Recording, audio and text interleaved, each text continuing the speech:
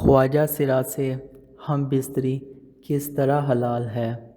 خواجہ سرا کس طرح سہاگ رات مناتے ہیں؟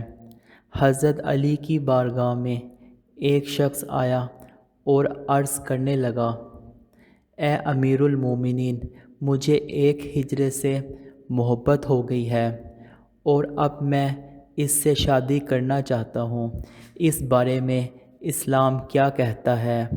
پاس بیٹھے حضرت ابن عباس بولے، ہجڑے جنات کی اولاد ہوتے ہیں، کیونکہ جب شوہر اپنی بیوی سے ہم بستری بسم اللہ الرحمن الرحیم السلام علیکم، اس دنیا میں مرد اور عورت کی جنس کے علاوہ ایک تیسری جنس بھی پائی جاتی ہے، جسے اردو میں خواجہ سرا، ہجڑا، خسرہ جبکہ عربی میں مخنث کہا جاتا ہے۔ اب سوال یہ پیدا ہوتا ہے کہ اللہ پاک نے قرآن کریم میں اشرف المخلوقات میں شامل اس تیسری جنس کو کیوں مخاطب نہیں کیا؟ شادی شدہ جوڑے کون سی ایسی غلطیاں کرتے ہیں کہ ان کے ہاں خواجہ سرا پیدا ہو جاتے ہیں؟ کیا خواجہ سرا اسلام میں شادی کی اجازت دی گئی ہے؟ بے شک اللہ پاک ہی ساری کائنات کا خالق و مالک ہے، پھر ایسے کیسے ہو سکتا ہے کہ وہ اپنی مخلوق میں اس تیسری جنس کا ذکر نظر انداز کر دے؟ یہ محض ایک غلط فہمی ہے جو کہ مذہبی اور معاشرتی اکابرین نے ہمارے اندر پیدا کی ہوئی ہے۔ آئیے اس مسئلے کے حل کے لیے مشہور سائنسدان ہیری کلین فلٹر کی تھیوری کو دیکھتے ہیں۔ اس نے ایک بیماری دریافت کی جس کا نام اس نے اپنے نام پر یعنی کلین فلٹر سنڈروم رکھا۔ اس بیماری کے مطابق عورت اور مرد کی طرح خواجہ سرا کوئی تیسری جنس نہیں ہے، بلکہ یہ ایک جسمانی بیماری ہے۔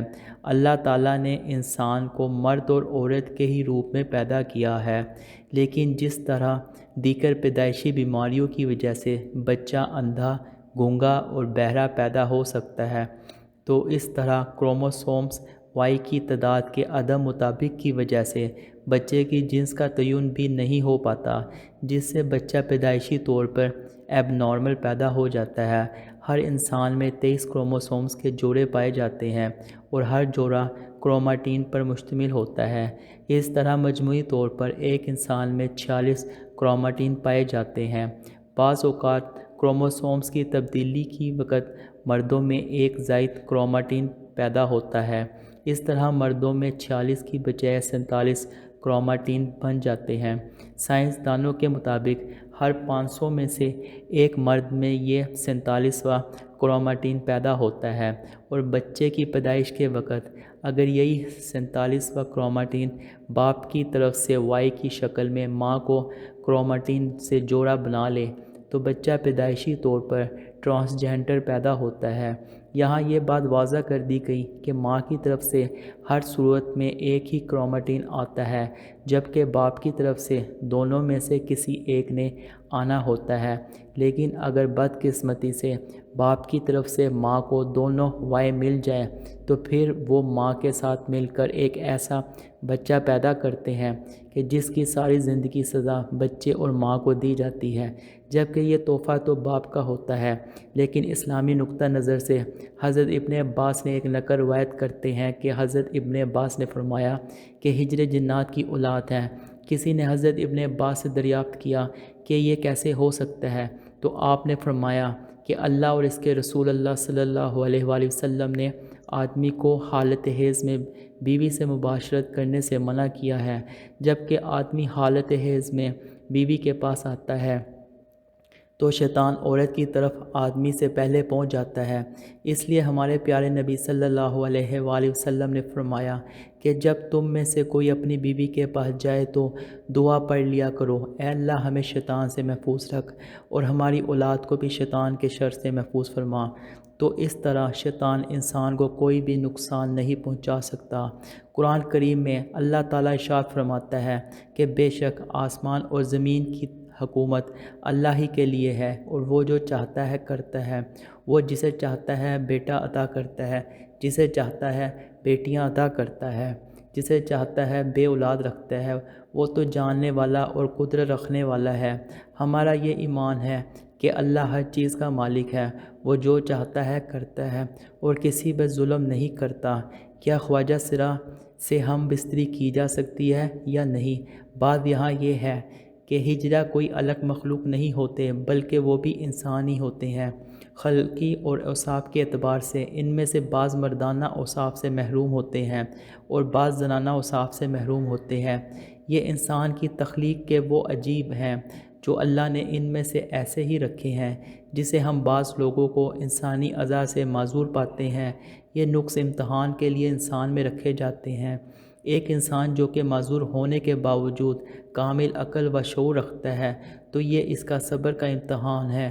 جس شخص میں مرد و عورت کے علامات بالکل مساوی ہوں، ان سے کسی لڑکے یا لڑکی کا نکاح شرعی جائز نہیں، البتہ جس میں مردانہ قوی اور علامات غالب ہوں تو شرعی مرد شمار ہونے کی وجہ سے اس کا کسی لڑکے سے نکاح، اور اگر اس میں زنانہ صلاحیت اور علامات غالب ہوں تو اس کا کسی بھی مرد سے نکاح شرعی طور پر جائز اور درست ہوگا۔ ایک دفعہ ایک شخص حضرت علی رضی اللہ تعالیٰ عنہ کے دربار میں حاضر ہوا اور عرض کرنے لگا، اے امیر المومنین، میرا بھائی ایک خواجہ سرا کی محبت میں گرفتار ہو گیا ہے۔ جب ہم نے اس کو اس مکروہ عمل سے باز رکھنے کی کوشش کی تو اس نے اس سے شادی کر لی۔ اب آپ بتائیے کیا یہ نکاح جائز ہے؟ تو آپ نے خواجہ سرا سے دریافت کیا کہ تمہاری مشابہت مرد کی طرح ہے یا عورت جیسی ہے؟ خواجہ سرا نے بتایا کہ مجھ میں مرد اور عورت دونوں کی خصوصیات پائی جاتی ہیں، مجھے ماہواری بھی آتی ہے اور میں مردوں کی طرح بھی زندگی گزارتا ہوں۔ حضرت علی رضی اللہ تعالیٰ عنہ نے اپنے غلاموں کو حکم دیا کہ اس خواجہ سرا کی دونوں طرف والی پسلیاں شمار کریں، اگر پائے جانے والی ایک پسلی کم دکھائی دے تو پھر اس کو مرد سمجھا جائے گا، ورنہ اس کو عورت تصور کیا جائے گا۔ جب کہ یہ واضح ہو گیا کہ خواجہ سرا کی ایک پسلی کم ہے تو حضرت علی رضی اللہ تعالیٰ عنہ نے فیصلہ فرما دیا کہ اسے مرد شمار کیا جائے اور اس کے شوہر اور اس کے درمیان علیحدگی کروا دی جائے۔ اس طرح خواجہ سرا کی وراثت کا بھی مسئلہ ہے، اگر وہ مرد کے مشابہ ہے تو مرد کا حصہ پایا جائے گا، اور اگر عورت کے مشابہ ہے تو عورت کا حصہ پائے گا۔ افسوس کہ ہمارے معاشرہ جو کہ اسلامی معاشرہ کہلاتا ہے، اس میں انہیں عزت و احترام حاصل نہیں جو کہ مرد و زن کو حاصل ہے۔ اسلام میں قدرتی طور پر پیدا ہونے والے ہجڑے بچوں کے لیے وراثت میں حصہ رکھا گیا ہے۔ اس معاملے میں سب سے پہلے والدین کو شعور دینا چاہیے کہ اگر کوئی ایسا بچہ پیدا ہوتا ہے تو اس صورت میں اسے گھر سے نکالنے کی بجائے معذور سمجھ کر معاشرے کا کارآمد شہری بنانا چاہیے۔ اس مسئلے میں دوسری اور بڑی ذمہ داری حکومت وقت پر عائد ہوتی ہے کہ ان پر جو کام کاج کے دروازے بند ہوتے ہیں، جس کی وجہ سے یہ بھیک مانگنے تک مجبور ہو جاتے ہیں، وہ ختم کیے جائیں۔ اس سلسلے میں قانون تو موجود ہے لیکن عمل کوئی نہیں کرتا۔ میری آپ سے درخواست ہے کہ خواجہ سرا کو حقیر نظر سے دیکھنے کی بجائے ان کو بھی عزت اور احترام دیا جائے، جیسا کہ معاشرے کے دوسرے تمام افراد کو حاصل ہے۔